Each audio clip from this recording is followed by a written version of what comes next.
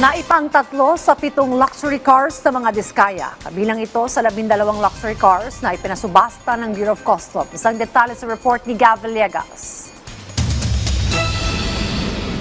Muling isinalang ng Bureau of Customs sa public auction ang 12 luxury vehicles. 7 sa mga ito ay dating pag-aari ng mag-asawang Sara at Curly Diskaya. 3 dito ang naisubasta ngayong araw. Unang isinalang sa bidding ang dilaw na 2023 Ferrari SF90 Stradale na hindi pag-aari ng mga Diskaya na may floor price na 67.8 million pesos kung saan walang nagbid. Sa mga sasakyan naman ng mga Diskaya, unang naibenta ang puting Lincoln Navigator 2024 na may floor price na 6.9 million pesos. Nakuha ng Cantineta Espresso Concepts ang nasabing sasakyan sa halagang 6.95 million pesos. Nakuha naman muli ng Igorot Stone Kingdom Incorporated ang 2022 Cadillac Escalade ESV sa halagang 6.623 million pesos. Nagbid naman ang TDY Consumer Goods Trading at Le Central Jewelries para sa 2022 Bentley Bentayga kung saan may floor price ito na 8.8 million pesos.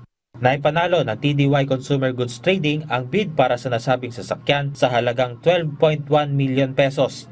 Ayon kay Customs spokesperson Attorney Chris Bendijo, 5 beses na nagkaroon ng clustering dahilan para tumaas ang bidding price. This happens when there are 2 bidders and the difference between their 2 bids is less than 10%. Kapag yun ang nangyari, the BOC will set a new floor price by increments of 2%, kaya pataas siya ng pataas.